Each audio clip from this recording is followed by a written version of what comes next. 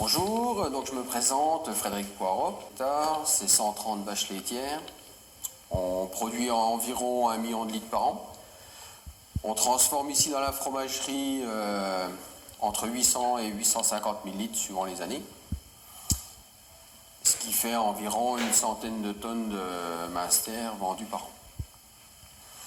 Voilà. Donc sinon, ici on est dans la salle de réception du lait. Donc le lait arrive par canalisation depuis la salle de traite, direct dans les tanks où on le met maturé avec les ferments. Donc le matin à 5 heures, on transfère le lait dans les tanks, on le met maturé. Donc il monte à 36 degrés et il reste jusqu'à 8 heures, 8 heures et quart dans les tanks. Une fois qu'il a fini son temps de maturation, après, donc, il passe dans la pièce à côté. Là, donc, on le transfère avec une pompe dans toutes les bassines que vous voyez là sur les rails. Donc, au maxi, on peut transformer jusqu'à 5000 litres en une seule fois. Donc, c'est tous des bassines qui font 110, un peu plus de 110 litres. Donc avec une bassine de 112 litres de lait, on va faire 60 petits fromages de 220 grammes. Donc une fois que le lait est mis dans la bassine, on met la présure. Pendant une demi-heure sans le toucher. Au bout d'une demi-heure, donc il faut le décailler. Donc ça veut dire le couper. Donc on a 2 tranches caillées. Donc un qui coupe en vertical et un autre qui coupe en horizontal. Pour faire des petits cubes de 1 cm sur 1,5 cm en gros. Alors 10 minutes après, donc il faut brasser le caillé. Donc on prend la petite pelle là, qu'on descend dans la bassine, qu'on fait remonter l'autre côté. Et ça, pour faire remonter tout le petit lait du fromage. Parce qu'il faut absolument réussir à séparer le petit lait du caillé pour avoir un bon fromage après. Donc ça, l'opération là, on l'a fait 4 fois avant de le passer au moulage.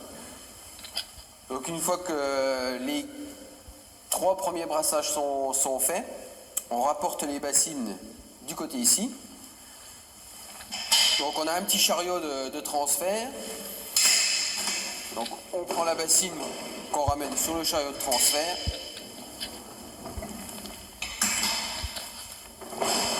Là on la porte au niveau du puiseur à petit lait.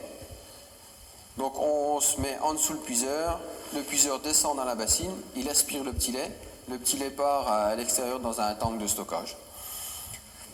Donc une fois qu'on a tiré donc, le petit lait de la bassine, donc on la porte jusque sur le retourneur, on la met en place sur le retourneur là-bas, on fait lever la bassine à l'aide du genou là. La bassine se verse dans la descente, le cahier arrive jusqu'ici sur le bloc moule, donc en même temps que le cahier coule, on tire le bloc moule et on achève d'étaler après à la main. Une fois que l'opération là est faite, donc on emmène les fromages en bout de la chaîne, on retire le répartiteur qu'on remet sur un autre plateau.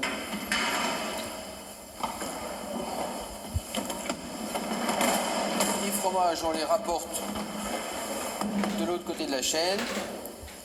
Arrivés en bout, on les retourne une première fois sur un pied et après on les emmène en salle de ressuyage.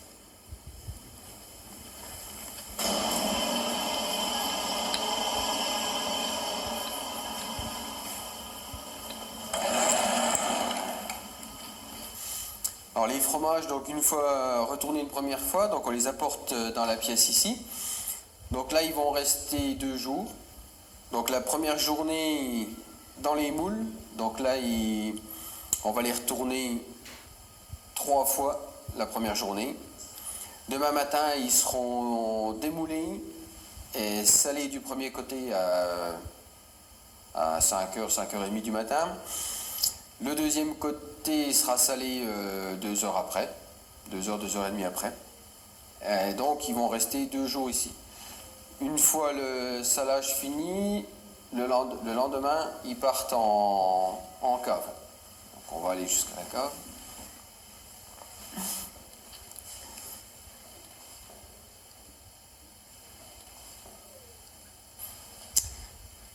Donc, comme je disais tout à l'heure, une fois qu'ils ont été salés, donc il reste une journée encore dans leur salle de ressuyage. Et après, donc ils viennent ici à la cave. Et à la cave, donc là, ils vont rester pendant 4 semaines minimum. Et ils seront frottés tous les 2 jours. 2 à 3 jours, suivant la croûte, si elle sèche plus ou moins vite.